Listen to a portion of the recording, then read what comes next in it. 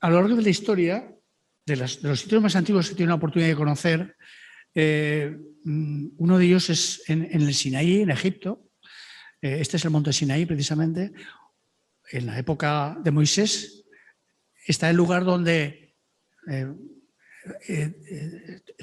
apareció con la zarza ardiente, y entonces ahí se hizo un monasterio de Santa Catalina, que esto que estamos viendo es del siglo V, y aún se conserva, según la tradición, ese lugar donde tuvo toda esa relación con el pueblo judío.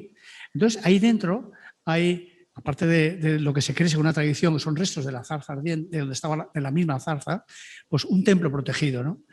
Entonces, este es el propio templo, que está, es la ciudadela donde está esa iglesia, que luego veremos. Este es el lugar de la zarza que les digo, y esta es una iglesia que está en ese momento ahí protegida. Esto es un caso concretamente en Egipto. En otros sitios, como por ejemplo en China, podemos ver pagodas que también están protegidas por murallas en este caso, ¿no? Más cerca de nosotros, en Escocia, en Edimburgo, tenemos el castillo donde está la iglesia de Santa Margarita, que también podemos ver que tiene elementos de protección, como son las troneras, las saeteras, etc. Hay veces que se hace un complejo enorme, totalmente defensivo, todo él, como por ejemplo es el caso de Aviñón. Aviñón es una ciudad, la ciudad de los papas en Francia, que es como un castillo. Su propia entrada es absolutamente un elemento fortificado y de defensa, ¿no? Con sus almenas, sus saeteras, etcétera, sus torres, hasta incluso en el interior, los patios interiores. Este es uno de ellos, que da a la iglesia y que está totalmente con elementos defensivos. En el mismo Moscú, en lo que es el Kremlin es una ciudadela, hay nada menos que 4 catedrales en su interior.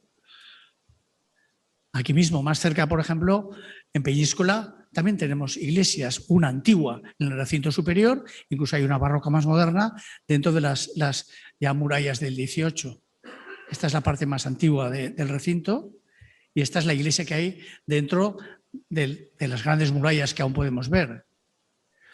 Este es un caso concreto en Montesa, que es una iglesia más moderna, pero vemos que hay una torre campanario que está girada. Esa torre campanario no era ni más ni menos, con menos altura, sin el cuerpo de campanas, que la puerta de entrada a la ciudad cuando estaba amurallada. Hay que pensar que Montesa era un sitio importante. Entonces, se utilizó el campanario, la torre de la entrada, para hacer el campanario. Aquí podemos ver cómo se cegó la puerta de entrada a la ciudad, que es este elemento que está cegado, y cómo es la parte interior, una especie de atrio de espera, que habían puertas a ambos lados para cuando se cerraba totalmente el interior y la gente quedaba a la intemperie. Otros casos son iglesias o templos que hay en castillos y fortalezas, como por ejemplo este, que es una fotografía que difícilmente de poder ver ahora, que es el caso de Alepo, en Siria. Entonces, es una ciudadela enorme y dentro habían, digo, porque la guerra de Siria habrá destrozado cantidad de cosas, muchísimos templos de distintas religiones. Aquí se ve una silueta de torres y cúpulas de lo que es la ciudad de Alepo, de cómo era, y una fotografía en su interior de las mezquitas y de las torres de la ciudad de Alepo, que estaba protegida. Un caso muy exagerado, también en Siria, es el caso de Crac de los Caballeros. Entonces, es una gran fortaleza debido a los templarios y que sobre todo tiene que ver con todas las guerras que hubo en esa época ahí. Y podemos contemplar en su interior también una iglesia que la utilizaban los cruzados. El interior, una iglesia gótica normal. Sin estar tan lejos, aquí por ejemplo, esto es en Navarra, en el castillo de Loarre, un castillo impresionante, podemos ver que también en su interior hay una iglesia que está protegida por el propio castillo. Esta es la iglesia que aquí se percibe lo que es el ábside. Este es otro sitio en Aragón, que se llama Monte Aragón, que también es un castillo medieval que sirvió para hacer una capilla real en los Reyes de Aragón.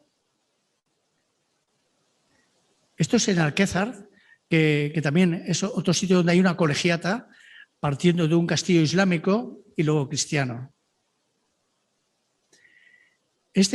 Ahora viene otro caso que son templos en monasterios que están fortificados. En este caso, monasterios. Este es un monasterio copto que está cerca del Cairo, en Egipto, y que, bueno, de estos que no se puede entrar, pero que se ve como está totalmente fortificado. Esto es en Rusia, también otro monasterio que tiene en su interior iglesias. Más cerca de nosotros, el de Veruela, en Zaragoza, que aunque no parece que sea una fortificación inexpugnable sobre todo, pero sí que esa es la intención de disuadir, ¿no? Más cerca todavía de nosotros tenemos el gran monasterio de Poblet. Aquí tenemos las puertas. Es un monasterio totalmente certificado con murallas y puertas importantes, ¿no? Este es el de Santes Creus, que es lo mismo, en Tarragona también. Efectivamente, pues tiene sus almenas, sus saeteras. Otra vista de la iglesia. Y este que es más cercano a nosotros, que es el de San Jerónimo de Cotalba. Es también un monasterio, está cerca de Gandía, en Alfauir, y que realmente pues, también es un monasterio fortificado. Unos de los que, como se ha comentado antes, más incidencia he tenido y sigo teniendo es el monasterio de Valldigna. El monasterio de Santa María de Valldigna es un monasterio con carácter defensivo total. Esta, que es la puerta principal, la Portal Nou, aparte que la vemos con sus almenas ya retocadas, no son las más antiguas, esas barrocas, tenía su puente levadizo y su foso. O sea, era así.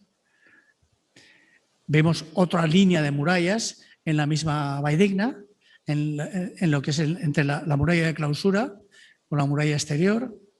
Y aquí lo que es la iglesia propiamente dicha, que es el centro de donde surge el monasterio, que tenía 4 torres en cada uno de los extremos y las conserva en este sentido. Se ve esta torre perfectamente almenada al noroeste. Otras zonas de lo que es el claustro del silencio que también mantienen su carácter defensivo, que son las cubiertas de la sala capitular y el refectorio. Y otra vista por el sur, en que también seguimos apreciando otras torres almenadas que eran para defender el monasterio.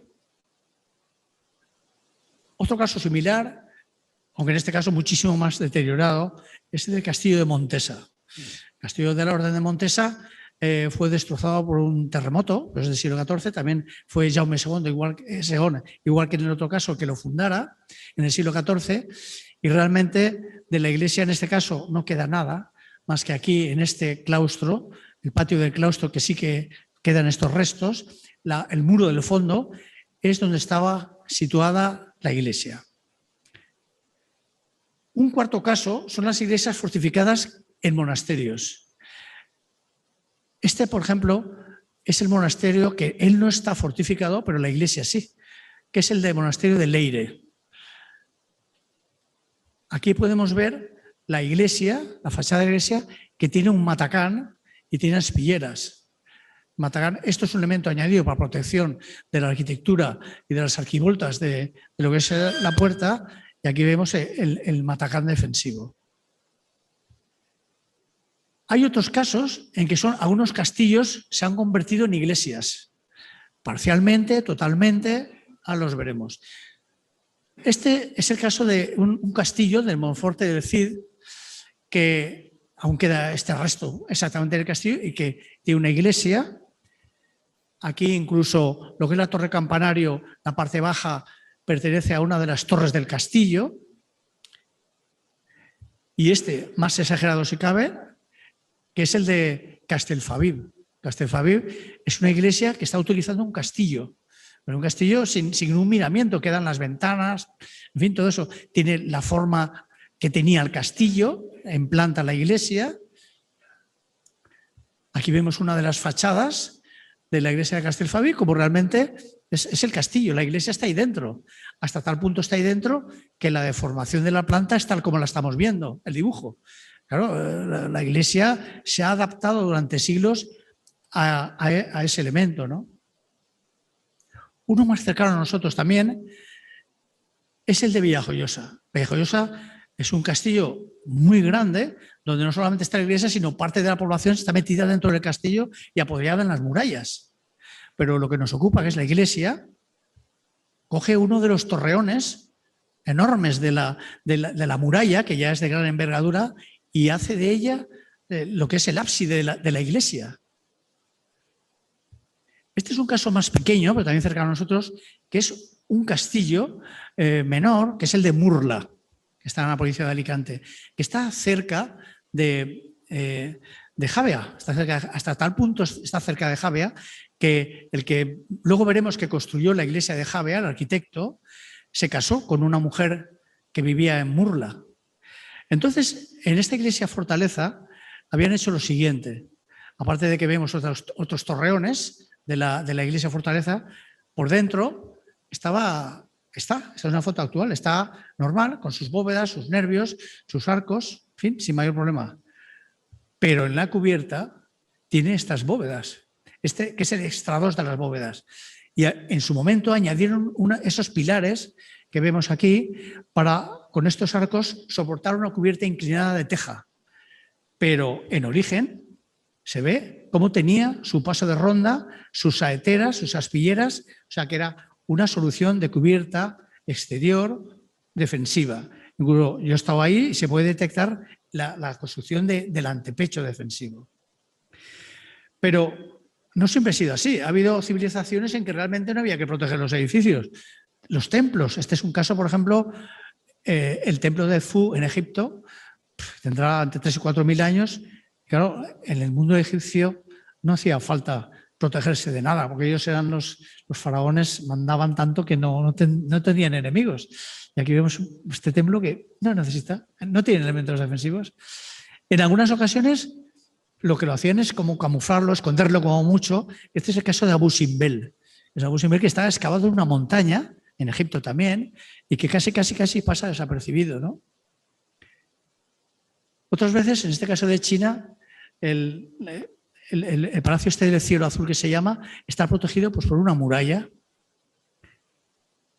Otras veces, esto es en Samarcanda, en Uzbekistán actual, es una mezquita, preciosa mezquita, que normalmente no están defendidas, pero en este caso sí tiene una muralla con su puerta. Otras veces, volvemos a Egipto, en este caso es el Cairo, sí que hay muchas, como estamos en una ciudad grande, sí que hay mezquitas que tienen sus elementos de protección, como son las almenas. Este es un caso extremo, extraño además, que es en Siracusa, la catedral de Siracusa, barroca, preciosa, pero que es que se construyó encima de un templo griego. Pero es que aquí se ve todas las columnas griegas. Pero es que también tuvo que defenderse. Y encima del templo griego construyeron las almenas para defender la iglesia. Esto está en Sicilia. Esto es en Palermo. También la gran catedral de Palermo también tiene elementos defensivos. Estas de las iglesias más grandes que hay y góticas en el mundo y la más grande en ladrillo que ahora visto, que es la de Albi, en Francia, que toda la parte superior tiene elementos defensivos. Aquí se pueden ver cómo tienen todas las saeteras de protección en la cámara de arriba y en las puertas como tienen las almenas y las saeteras. Esto es en Oporto. Estas iglesias que tienen elementos defensivos, en este caso es por la situación geográfica en puntos muy conflictivos, sobre todo con España. Esta es otra iglesia del mismo Oporto, también sucede lo mismo. Y esto ya, de nuevo en España, una iglesia que está también en un punto fronterizo, en Roncesvalles. Entonces, esta iglesia de Roncesvalles, que es donde acudían peregrinos, acudía gente que pasaba de un país a otro, tiene en su interior lo que son los triforios que dan paso a su interior, a las tribunas, que es donde la gente se protegía o se ocultaba, o en este caso peregrinos que estaban. Hasta tal punto la situación de esta iglesia es fronteriza y tenía que defenderse, que aquí vemos el remate de la torre campanario, que tiene unos matacanes muy importantes. O sea, que está claro que su situación le hacía hacer un campanario especial en este caso, ¿no? Esta es la situación de esta iglesia. Esto es en Sangüesa. Este es el río Aragón y era un punto de paso muy importante también. Y entonces también en lo que es la torre campanario tiene sus almenas y tenemos sus aspilleras ahí. Esto es también una iglesia normal en Ansó, una iglesia de un pueblo pequeño, pero que también por su ubicación tenía sus elementos de defensa, estas grandes aspilleras que vemos aquí en la cámara de la iglesia. Este es un caso particular que es Plasencia, en que es una iglesia gótica que se hizo sobre otra iglesia románica anterior, que esta sí que tenía elementos defensivos. La gótica nunca se terminó y quedó como partida por la mitad entre la gótica y la medieval, la románica. Entonces, en el caso de, aquí se ve perfectamente en la planta, esta es la iglesia menor, la pequeña está dentro de la grande la vemos en el perímetro. Entonces, la pequeña pasó a ser como un patio dentro de, pasó a verse perfectamente desde un patio interior, un claustro de la catedral. Hasta el punto de que todos los elementos defensivos los conservó para el conjunto de la catedral. Este es el caso también de la Catedral de Sigüenza, que realmente está en Castilla, sin mayor problema, pero tiene elementos defensivos de gran importancia. Esta es otra iglesia que lo que hace es que está cerca de una gran ciudadela y entonces ella, también en Aragón, tiene elementos defensivos porque toda la ciudad estaba amurallada. Esto es en Valderrobres. Esta es la iglesia con otra vista. Se ve aquí los restos de lo que tuviera su cubierta plana y defensiva, que luego se cambió por esta cubierta inclinada. Otra iglesia de la zona que también tiene elementos defensivos y de protección en la parte más alta de la iglesia. Y en este caso con acceso directo para la población desde el exterior de la iglesia. Otra iglesia de la zona, preciosa, que tiene una escalera que sube a su cubierta plana, que tiene aquí los matacanes, como vemos, y las defensas. Esta es otra vista de la fachada esta, con los restos de los matacanes y las aspilleras. Y aquí se intuye cómo eran las almenas. Otra iglesia, la de San Francisco, esta está concretamente en Palma de Mallorca. Y también aquí, en las partes altas, se ven los elementos defensivos, en este caso en el ábside de la iglesia. Otra iglesia de Palma de Mallorca, también se pueden ver, efectivamente, aquí arriba, los elementos defensivos en la cubierta, de Santa Eulalia en este caso. Esta es otra vista más cercana de lo que es en el ábside. Esta es una iglesia que también, muy importante para nosotros en este caso, que es la Cocentaina. Cocentaina, esta iglesia la construyó también el mismo arquitecto que hizo lo de San Bartolomé, que luego vamos a ver. No tal como la vemos ahora, pero sí en la época del siglo XVI. Todos estos contrafuertes y toda esta parte la hizo él.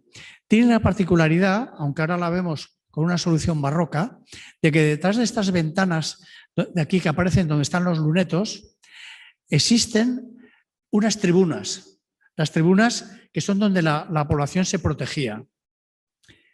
Y aquí están las tribunas. Estas tribunas las hizo el mismo arquitecto que luego vamos a ver que hizo la otra parte, lo de Javea.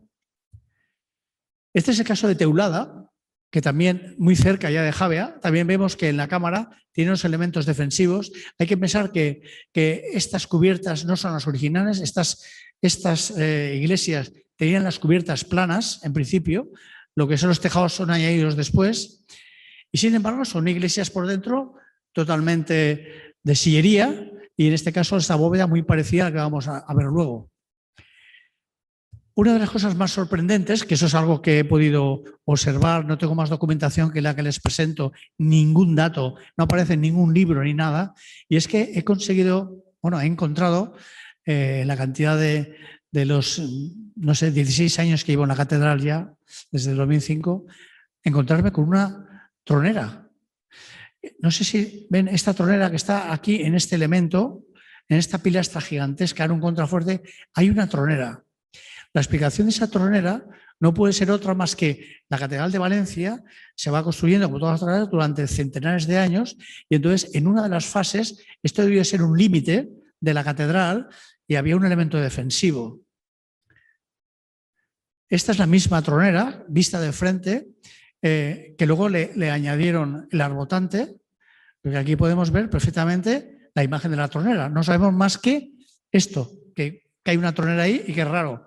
Pero sí que es verdad que la cubierta era plana, la cubierta era tipo trespol, que luego veremos cómo era, y la escalera que sube a la cubierta es más ancha que incluso la del propio Miguelete. Esta es la escalera que sube a la cubierta de la catedral. Una escalera de casi 2 metros, por eso he dejado el casco ahí para que se vea, enorme, que según los arqueólogos, que saben más que nosotros, nos dicen que eran escaleras para ir con armas, por eso eran tan anchas. Lo cual coincide, para subir con armas y bajar con armas, coincide con el elemento esta tronera que se ha visto. No hace mucho, hace como un par de años, en una de las restauraciones de una zona que había unos baños, unos cuartos de baño en la catedral, en una capilla de la nave del Evangelio, conseguí convencer al cabildo para quitar los baños de ahí y llevarlos a otro lado y sacar la capilla, una capilla preciosa del siglo XV, la restauramos. Y allí me apareció una aspillera enorme, que es la que vemos aquí, que da a una torre que está detrás, que no sabemos qué hace, muy antiguo, estamos hablando todo del siglo XIII-XIV, con una puerta que está cegada ahora y que posiblemente, pienso lo mismo, que es una torre de alguna fase constructiva de la catedral, cuando se paró ahí para subir a las cubiertas, para restaurar y mantener las cubiertas de trespol. Eso es aquí en la propia catedral, que son misterios que hay que descubrir. Y ahora vamos ya directamente con las iglesias fortaleza. Esta es una iglesia en Sicilia, que es una iglesia totalmente, ella se la ve totalmente defensiva, o sea, no hay, ella misma se puede defender. Esta que está en Oporto, Coimbra, perdón, porque es una zona de límite. Esta que es la de Lisboa, la catedral de Lisboa.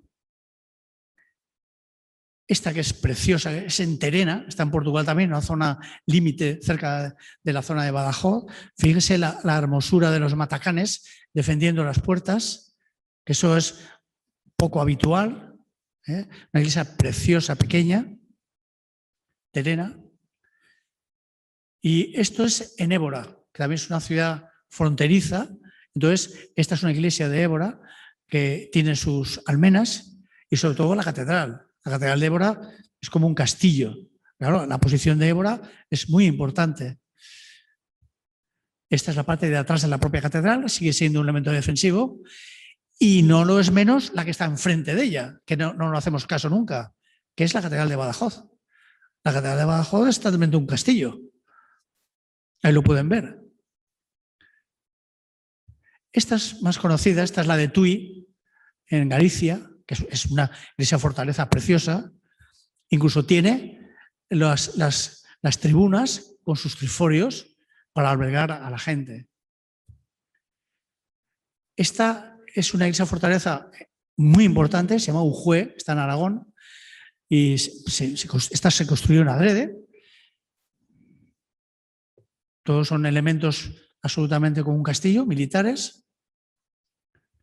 Aquí podemos ver lo que es la zona del ábside que incluso está protegida con otro muro paralelo, que aquí lo podemos ver por dentro, como el ábside románico está protegido por un ábside gótico, concéntrico a él.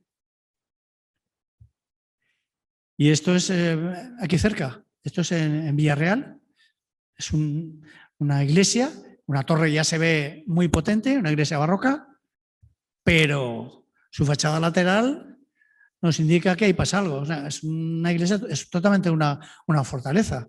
Tiene sus aspilleras, tiene su cubierta plana, en este caso tiene un añadido, pero aun siendo por dentro una iglesia normal, incluso toda de sillería como la que vamos a ver, tiene también sus tribunas para proteger a la gente. Estos espacios que se comunican entre ellos son los que dan en la ventana de la izquierda a las ventanas que dan a la nave. O sea que todo eso era una iglesia totalmente fortaleza. Y esta es la que más se nos parece a la que vamos a hablar definitivamente, que es esta iglesia. Yo no la conocía en principio, fue con objeto de estos trabajos de Javea, encontrarnos con esta iglesia, eso está en Favara, en Zaragoza. Es una iglesia fortaleza, hecha adrede, lógicamente. Aquí la vemos lateralmente, con su torre. Aquí se ve la torre fortificada. Y por el interior es una iglesia gótica del siglo XV. Pero en la cubierta ya se pueden ver los pasos de ronda con un elemento militar, por supuesto la subida a través de lo que es la torre, y estas cubiertas de teja, que con la información que pudimos obtener ahí en el lugar, no eran las originales, sino que serían planas, de las cuales queda algún resto. Aquí se ve todo el paso de ronda en la cabecera de la iglesia. El paso de ronda en otra orientación, en este caso con estos peldañados para salvar las cornisas, las cumbreras de las naves, pero el suelo original estaba a este nivel, según me comentaron en origen. Esto se hizo no hace muchos años. O sea que esta es una iglesia fortaleza, como veremos, próxima a la nuestra. Pero ya, volviendo al tema que nos une de estar aquí, vamos a hablar de la iglesia fortaleza de San Bartolomé de Javea. Esta imagen es impresionante, pero es cierta. Es el Mongó. El Mongó que, en fin, tiene protegida a la población, al casco histórico de Javea. Aquí vemos la iglesia en el centro del casco histórico y rodeado de todo el pueblo. Entonces, como hemos comentado al principio, se ha estudiado bastante todo lo relativo a la iglesia. Aquí no va a dar tiempo a hablar de todo, pero hacemos un pequeño esquema de qué pudo pasar. No hay muchos datos de la época islámica de Javea, es pequeña, pero todo surge de un gran torreón. Un gran torreón que Jaume II es el que indica que se tiene que fortificar. Pero ese torreón ya existiría antes del siglo XIII. Entonces, existiría, entendemos, como una torre islámica. Este es el caso. Esta torre está en Novelda, una torre cuadrangular, totalmente paralelepipédica, de tapial, pero que puede darnos una idea de la primera torre que hubo ahí. Entonces, dibujando hipótesis, esta primitiva torre, que luego sería la iglesia, pudo estar rodeada de una especie de muralla, de cerca de protección.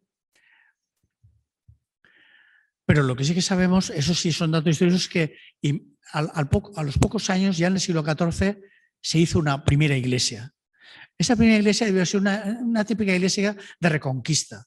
Es decir, aquí estaba la torre, que hemos dicho, seguramente ya se rodearía de sillares, se hicieron los contrafuertes, mucho menores de los que vamos a hacer, y se ampliaría lo que es la nave con unos arcos diafragma muy sencillos de lo que son las iglesias más primitivas. Luego ya en el XIV, pues sería una iglesia de este tipo, en que aparece ya una bóveda de estrella, los contrafuertes son mucho más importantes y tenemos estos dos, que todo esto lo tenemos ahora sí. Entonces, esta iglesia estaría hasta el siglo XV. Está el ábside y los tres vanos. con estos nervios sencillos de crucería, que son los que posiblemente estuvieron antes de que le encargaran al arquitecto Domingo Urteaga, un arquitecto navarro, guipuzcoano. Hay duda exactamente de dónde fue, pero sí que está claro que los marqueses de Denia, Sandoval, Rojas Clemente y los Mendoza son los que le encargaron el trabajo a él. Entonces, en Medinaceli apareció, que es donde tiene los archivos, apareció un plano atribuido a él que coincide perfectamente con lo que ahora nos hemos encontrado. Este plano es de 1513 y en ese plano, entre otras cosas, aquí en esta zona dice que a partir de aquí se amplía la iglesia. Entonces, ¿qué entendemos? Que efectivamente lo que es el ábside lo dejaron y él recreció todos los 3 vanos estos que da la iglesia, las capillas laterales que teníamos en contrafuertes y donde está situada la torre, que era un elemento, y sigue siéndolo, mayor, de mayor dimensión. Este es el escudo de los Rojas, que uno de los que está en la fachada que luego veremos, que hizo Domingo Urteaga. Pero ¿quién era Domingo Urteaga? Domingo Urteaga no era ningún cualquiera. Resultaba que trabajó en la Lonja, pero nada menos que hizo el Consulado de Mar. O sea, todo esto que vemos aquí lo hizo él, que estamos hartos de verlo, de precioso que es. Todo esto lo hizo él. Toda esta logia con los arcos conopiales están en la iglesia, que ahora luego veremos, lo hace igual. Aquí, todos estos roleos con todos estos elementos de decoración son como el escudo que hemos visto que rodea, son del mismo tipo. Esta es otra vista del mismo movimiento del Consulado de Mar. Incluso él, en los pies de la iglesia de Javea, hace también esta solución con elementos cegados de ventanas con arcos conopiales. O sea que no era un arquitecto cualquiera, como podemos ver. Esto es una hipótesis de cómo pudo ser la primitiva fortaleza. Si pensamos que esto era la torre, él crece a partir de aquí para allá. Esta es la fachada norte. En el caso de la fachada sur es la inversa. Esta es la torre y él lo crece en el sentido hacia el oeste. Pero como vemos, él seguramente tenía intención alguna vez de completar la bóveda totalmente, las bóvedas, pero lo cierto es que empezó en la que hemos visto en el plano. Entonces, dentro de la iglesia se ve perfectamente el elemento del gótico primitivo del siglo XIV-XV, con este arco toral o arco perpiaño que divide lo que es el ábside de la nave, y él comienza a arrancar los nervios desde aquí. Como es un arquitecto, digamos, de la arquitectura castellana, entonces se llamaba, que era Castilla la que dominaba toda la zona, aparecen elementos de decoraciones castellanas como son las bolas. Las bolas son un elemento que en Valencia no hay normalmente, pero...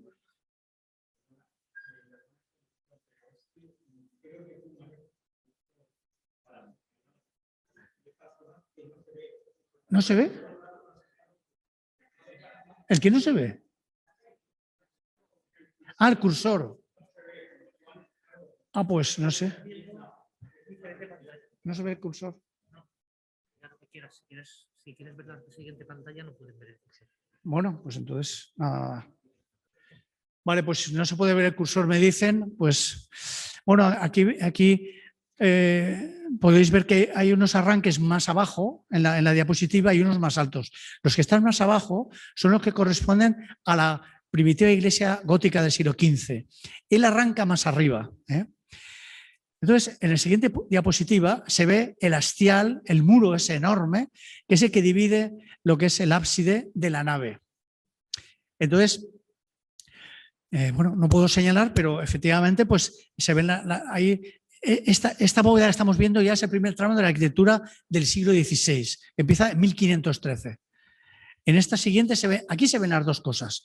Se ve la bóveda del siglo XV y la bóveda del siglo XVI, separada por el arco perpiaño que queda y que afortunadamente lo hemos descubierto la parte superior en la cubierta, que luego veremos. Es todo muy sobrio, todo bóveda de sillería, todo absolutamente de piedra. Estos serían unos planos de secciones de... Es una pena no poder señalar, pero bueno, secciones longitudinales de la iglesia. Lo que se ve en el dibujo de arriba, a la derecha se ve el ábside y a la izquierda los tres vanos de lo que es la nave.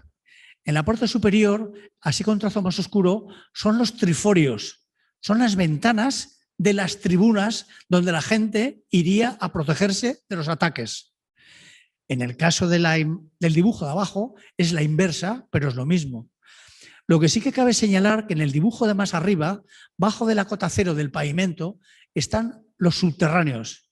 Porque ellos tenían subterráneos, sobre todo, no creo ya más que para protegerse, sino para almacenar a lo mejor comida, agua, etcétera, etcétera. No hemos descubierto muchos, solamente hemos bajado a una zona. Urteaga siguió construyendo su nave y ahí aparecen todas, como les decía antes, las ventanitas de los triforios, que son iguales que las de la lonja. En cada vano, sus triforios o sea, para abrir los huecos de las tribunas a la nave. Esta es otra vista de los triforios en la parte alta, que son preciosos, están con las vidrieras, no son las originales, por supuesto. Y esta es una sección transversal, dos secciones transversales. Una mirando hacia el presbiterio, hacia el ábside, y otra mirando hacia los pies. La de arriba se colocó un rosetón en el siglo XV que se mantiene, y donde está la bóveda de arriba, encima de las capillas laterales, vemos unos habitáculos a derecha e izquierda en ambos planos. Esos son las tribunas donde iba la población a protegerse de los ataques de los piratas, sobre todo. Esta es donde él empieza. Claro, no puedo señalar, pero aquí, en la torre, a la izquierda de la torre, donde están las ramas de la palmera a la izquierda, se ve como una incisión blanca, se ve una cosa diferente, ¿no?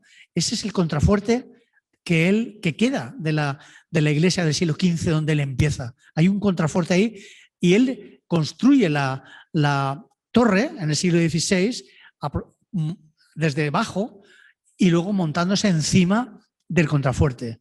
Ese contrafuerte es antiguo, es del siglo XV o XIV, y tiene en su interior labrada una escalera de sillería, de caracol, que él utiliza para subir a la cubierta y a las otras plantas de la torre. Esta es la escalera que está por dentro del espesor del contrafuerte. Toda de sillería, como la que hemos visto de la catedral. Y aquí en esta fotografía, concretamente, es uno de los pasos de la salida de la escalera hacia la tribuna, hacia las tribunas norte. Las tribunas tienen unos elementos, aparte de albergar a la población, unos elementos defensivos como cualquier castillo. Aquí vemos dichos elementos y el paso entre los contrafuertes para unirlos, para poderse defender. Incluso en algunos casos aparecen ventanas, pues la gente podía estar ahí a lo mejor muchos días. Pero ahí vemos las troneras. Los espacios que hemos dicho, encima de las capillas laterales, las tribunas. Cómo se comunican entre ellos, cómo tienen a la derecha de la diapositiva los huecos que dan, los triforios que dan a la nave, y a la izquierda de la diapositiva, la ventana. Esto es la escalera que baja a los sótanos. No hay muchas imágenes de esto, pero sí que hay unos espacios curiosos que seguramente serían pues posiblemente para almacenar grano, por ejemplo. Agua no hemos podido ver, pero hay varios depósitos ahí. Se ha hecho hace poco por la universidad, creo que de Álava, no sé, unos estudios geotécnicos con georradar y nos han dado la información, pero aún hay que estudiarla, pero hay bastantes cosas debajo de la iglesia. Este es otro espacio subterráneo. está más deformado, la ventana no corresponde, como vemos no está bien trabajada, pero es un espacio también subterráneo que es un semisótano, por eso tiene luz de entrada natural. Aquí vemos desde el ábside, desde la bóveda del siglo XV, el desarrollo de todas las otras bóvedas hasta llegar a los pies de la iglesia. Este es el encuentro entre las ventanas del triforio de la última nave y lo que les comentaba, igual que está en la lonja, de esos arcos conopiales, esas ventanas cegadas que hay a los pies de la iglesia, igual que está en la catedral, perdón, en la lonja. Esta es una vista de la maravilla del trabajo que hizo este hombre, ¿no? Con todos los nervios. Esto está visto desde la ventana de la puerta de San Bartolomé. Pero ¿cómo se acabó todo lo de arriba? ¿Cómo fue la cubierta? ¿Cómo la hizo? Pues esta que estamos viendo es la cubierta de la lonja. La cubierta de la lonja, la parte de la cámara donde se ven el estrador de las bóvedas. El estrador de las bóvedas es como tiene estos revestimientos, conserva las formas de las bóvedas y encima tiene la cubierta inclinada. Este es un plano de cómo pudo ser la iglesia del siglo XVI, la de Javea, pues prácticamente hace lo mismo. Desde la bóveda del ábside ya existía, además en la parte alta de la diapositiva, y las otras tres las hace él. Y como se ve, todo el recinto estaba almenado. Este es precisamente el arco que él superpone al toral que hemos visto debajo para arrancar hacia la derecha de la diapositiva todas las bóvedas de la nave. Y la que está a la izquierda de la diapositiva es la bóveda del siglo XV. ¿Qué pudo pensar él? Que alguna vez iba a desmontar la del siglo XV, que la está a la izquierda, y apoyarla en el arco que hay a la derecha. Es lo más seguro, porque en la arquitectura, ustedes sabrán, igual que yo, que no es habitual que el ábside esté más bajo que la nave. Y aquí resulta que sí, que el ábside se ha quedado más bajo que la nave. Por eso se puede ver y se puede contemplar el arco perpiaño este, porque es posible que para no frenar, porque hay que pensar que se empezó la obra en 1513 y se acabó en 1531, no es que sean muchos años, pero lo que está claro es que el oficio religioso, con esta solución de dejar el ábside la bóveda del ábside, podía estar funcionando la iglesia. Nosotros no se trata aquí de hablar de la obra que hemos hecho, Enrique y yo, en cuanto a la restauración y consolidación del edificio, pero quería por lo menos mostrarles cómo nos lo encontramos. Había unas grietas de meter el brazo, o sea que estaba muy mal la bóveda original, ¿eh? La bóveda que nosotros nos hemos encontrado y que hemos restaurado. Hablar de cómo se ha hecho esto, pues más o menos, sobre todo, cosiendo los sillares que hemos visto por abajo, porque por ahí veíamos los sillares de la plementería y los hemos cosido para que no se muevan más y no se hunda la iglesia, claro. Ese es nuestro trabajo más importante. Aquí vemos, ya les he dicho que no íbamos a hablar de la restauración esta, sino de la iglesia fortaleza. Este es el presbiterio ya restaurado, la bóveda. Esta es la bóveda antigua, que tiene el pináculo, el único que ha quedado de todos, se ha conservado, que se colocaba ahí, aparte por una solución estética, para conseguir peso, porque las bóvedas tienden a subir de alguna manera, ¿no? Y aquí se ve la forma tan bonita de cada uno, donde están todas las claves de tercelete de la iglesia. Se ve el paso de ronda perfectamente y ya podemos empezar a ver aspilleras, etcétera, etcétera. Este es el resto de la cubierta de la nave de la iglesia vista desde los pies. Se ven los tres vanos de las naves y la bóveda del presbiterio al fondo, con los pasos de ronda y las murallas laterales. Aquí vemos cómo efectivamente yo tengo la teoría de que la iglesia, la torre estaba hecha en parte de ella, en gran parte de ella, cuando él comienza a elevar, porque aquí podemos ver una ventana, casi una aspillera, que no tiene sentido hacerla tan pequeña porque luego las restantes son mucho más grandes. Lo que quiere decir que por lo menos hasta una cierta altura, la misma altura del contrafuerte que hemos visto antes, debía existir la torre. La torre se debió continuar más tarde, como veremos. Estas bóvedas están hechas con una solución que se llama Trespol. Se habrán dado cuenta que en las imágenes que hemos sacado del interior de la iglesia, las curvaturas de los arcos bajan sorprendentemente del orden de 8 o 9 metros hacia abajo, desde los puntos altos para abajo.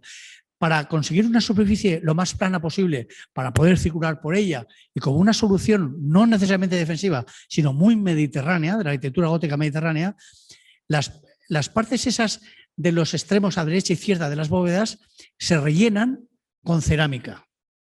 Se llaman con cerámica por muchas razones. Primero, para quitarles peso. Segundo, porque es un buen aislamiento. Y tercero, porque es una cosa que en estas zonas se daba bastante, en estas zonas geográficas, pero igual sucede en otras partes como Italia, ¿no? También. Y esto se llama cubierta de Trespol. Al final se utilizaban unas argamasas y finalmente unos estucos, digamos, algo mucho más fino para acabar con una grava más fina, ¿no? Entonces, pero claro, cuando nosotros íbamos cosiendo las grietas, a veces no es que quisiéramos ver qué había debajo, pero algunas veces nos sorprendió lo que había. Y este es un caso de intentando grapar y arreglar una grieta. Esto está abierto mucho más grande. Había un orificio tal como el de la izquierda de la imagen. Aparecieron toda esta serie de vasijas cerámicas impresionantes, que sabíamos que eso estaba y no es que quisiéramos verlas tan de cerca, ¿no?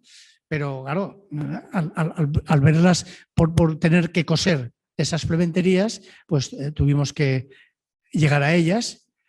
Los arqueólogos las sacaron para estudiarlas y datarlas. Efectivamente, corresponden a los siglos XIV-XV, que es lo que yo pensaba, que son de la bóveda, porque estamos hablando de la bóveda del presbiterio. Tiene unas alturas impresionantes, de unos 80 centímetros, o sea que es que son muy grandes. Algunas están enteras, están algunas de ellas incluso decoradas, como es este caso, son muy bonitas. Y para anclarlas bien y que no se movieran y poder hacer el remate final horizontal del paso, colocaban restos de piezas cerámicas de otros elementos tan más singulares. Y esta fue nuestra suerte, que encontramos este elemento cerámico que tiene grabado una nao igual que las que descubrieron América, una nao del siglo XV. Superponiendo papel y rayando encima, este es el resultado del dibujo. Es una nao como las que fueron a América, exactamente igual. Y estaba ahí hecha en esa pieza. Todo eso está ahora en el Museo de Javea. Esta es una vista desde la torre campanario de todo el conjunto de la cubierta. Bueno, vamos a volver a analizar un poco qué es lo que ha pasado. No puedo, es una pena con el ratón, no puedo, pero aquí se ven las distintas. Este es un plano típico que marca las etapas de construcción de la iglesia fortaleza. En el color verde tendríamos los elementos más del siglo XV, XIV-XV. En el color marrón serían los del XVI. Y luego los que son así de color morado son los del XVII. Y luego del XVIII, el que se ve a la derecha de la imagen, y del XIX, el que está más a la izquierda y debajo, que es la capilla de la comunión. Eso es un poco el proceso de cómo está la iglesia en la actualidad, con todas sus partes fechadas como vemos en este planito.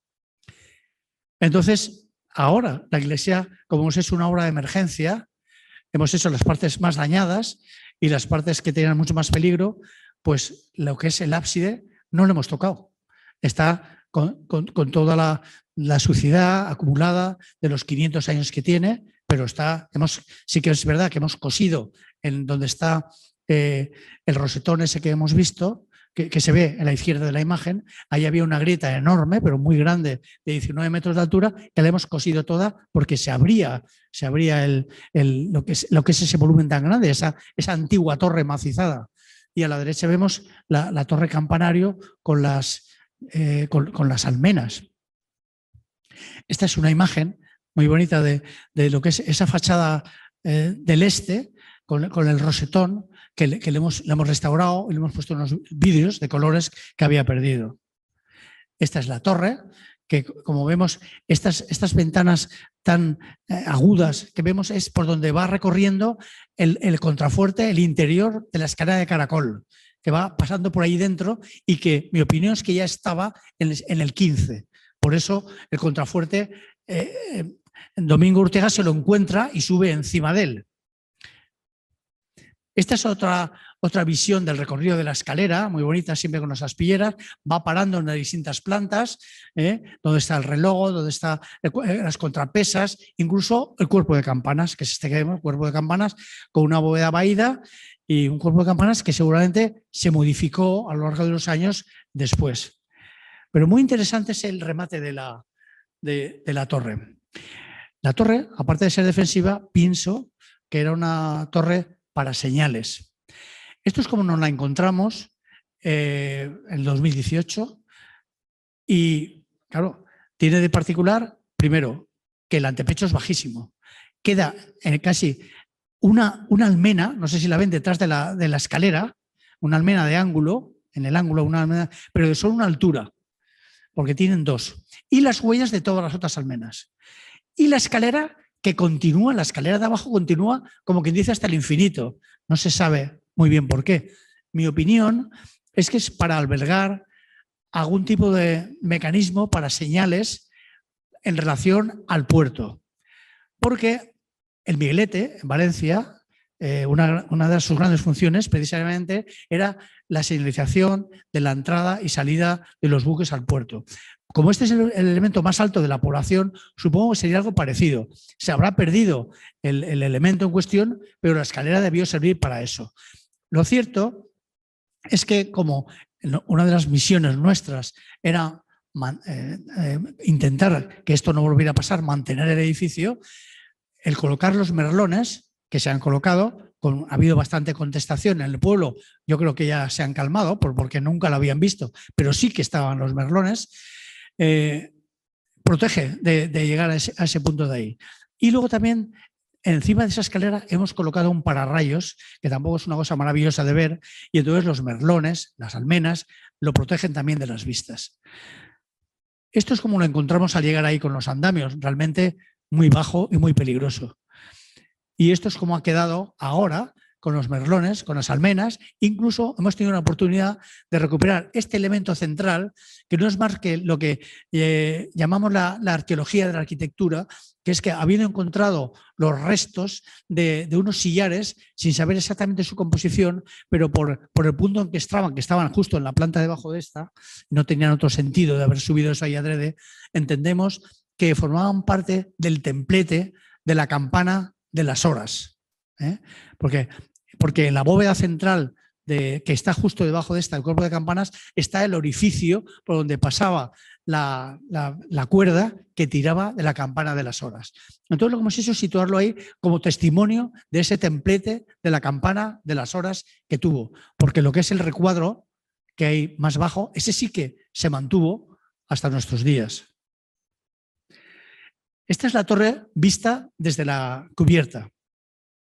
A la izquierda, en la parte sombreada, vemos abajo la salida que es por donde saldrían pues, la gente que se protegía, los soldados, lo que fuera, hacia ahí. Esta es una vista mucho más detallada de lo que es el paso de ronda de la fachada sur. Y en la parte, aunque está en sombra, se ve el hueco por donde se llega a las tribunas. O sea, había que subir por la escalera, atravesar la cubierta para pasar a las tres tribunas que hay en el sur y que la gente se metiera por ahí. Los soldados o los que se tenían que defender el edificio se colocarían por arriba.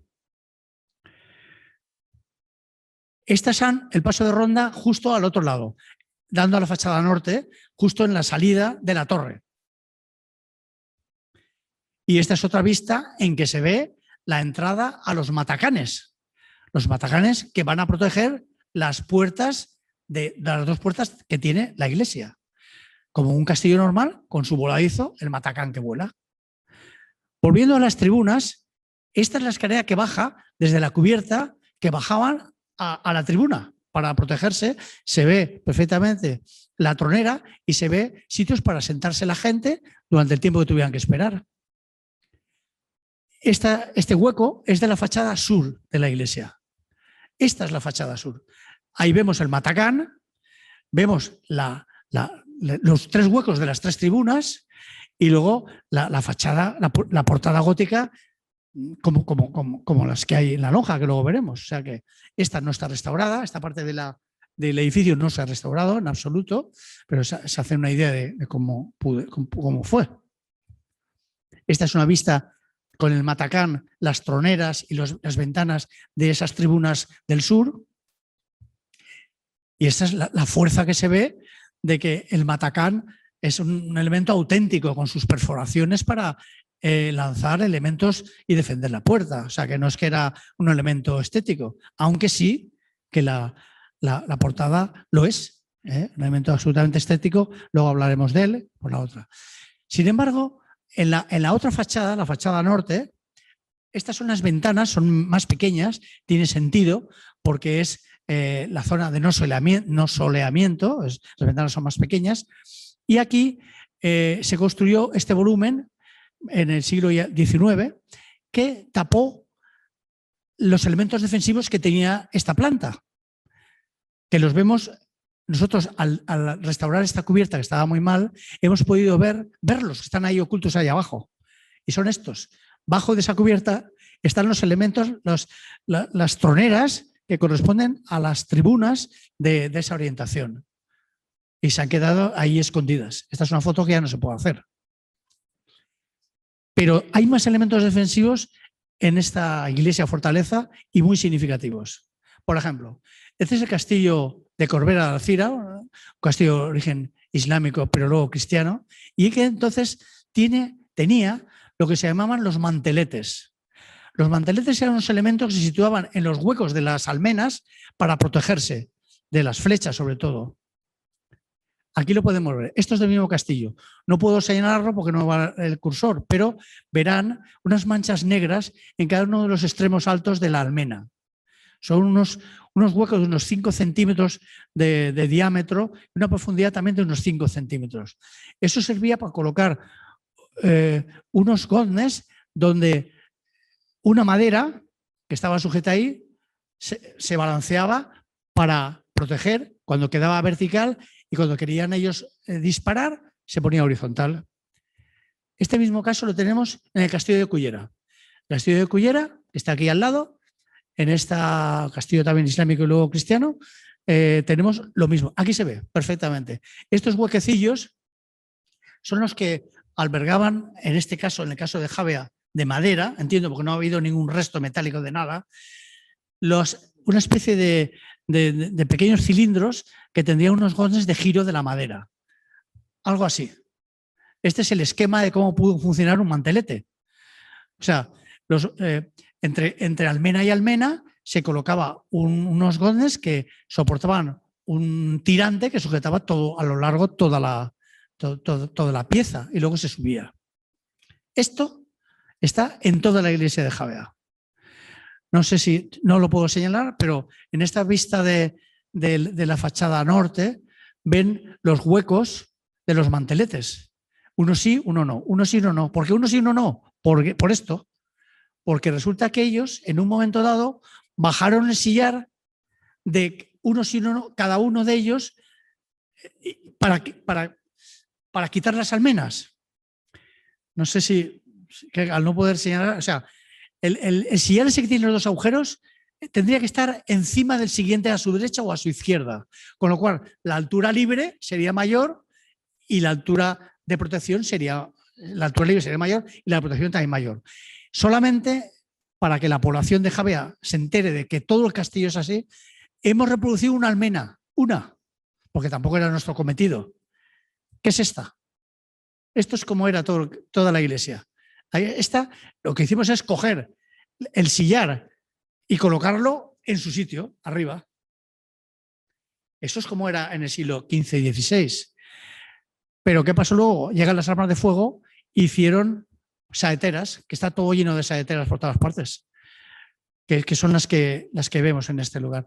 Aquí se ve en el perímetro de arriba cómo va subiendo y bajando la línea, porque es cuando se ha quitado el sillar de su sitio. Volviendo a temas defensivos, este es el gran matacán de la puerta de San Bartolomé, la puerta principal, la que está a los pies de la iglesia. Matacán potente. Le faltan un par de hiladas de altura, ¿eh? O sea, eso, porque también tenía sus elementos defensivos. Pero, ¿qué conceptos utiliza Domingo Urtiaga para hacer las puertas? Que es un perfecto cantero. La puerta de posterior, la que da cerca de la plaza de la Almoina, del Almudín, de la lonja. Sí, esta puerta, pues no sé, debió verla él, porque vemos los detalles, tiene todos los mismos elementos de decoración en las arquivoltas, las pilastras, el arco apuntado conopial, la cruz de los Reyes Católicos en el centro, los escudos, no son iguales, luego veremos cuáles, y luego toda esa especie de, en los pináculos de las pilastras que suben hasta el guardapolvo que hay arriba, que el guardapolvo también lo utiliza él, esa especie de llamas tan bonitas que están en las pilastras.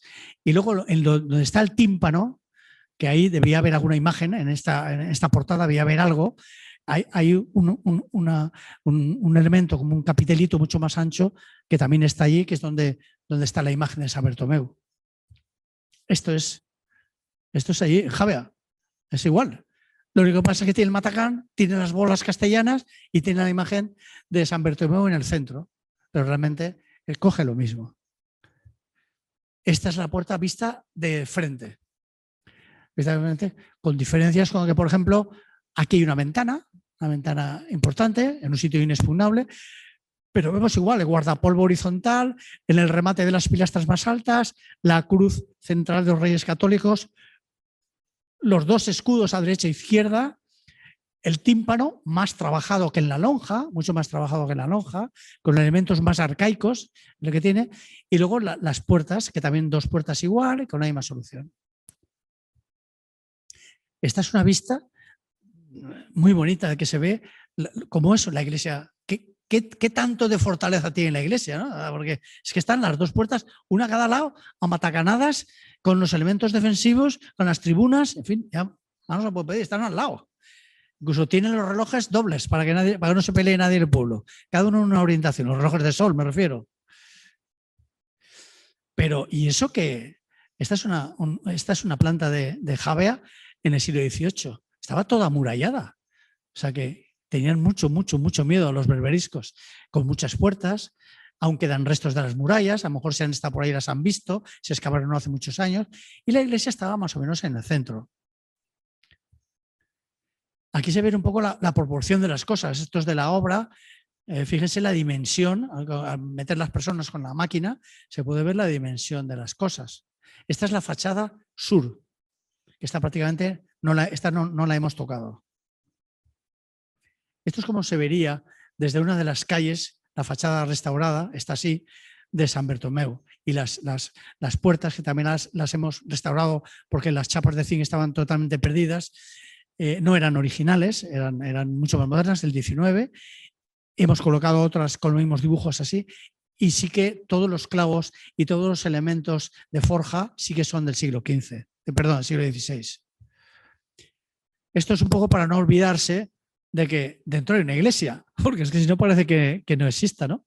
Esta imagen ya no se puede tomar, está tomada desde la ventana de la fachada que hemos visto, que está pues, a unos 16 metros de altura.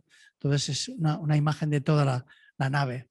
Al fondo el altar no tiene, se quemó en guerra y tiene esa sencilla cruz en lo que es el ábside. Girando podemos ver, se construyó adosado a la fachada principal de los pies la capilla de la Comunión. Vemos la torre al fondo y esta es la vista más importante, más conocida desde con la torre almenada y con la fortaleza que tiene el ábside, con los contrafuertes y todo el conjunto que es una iglesia fortaleza. Pues muchas gracias.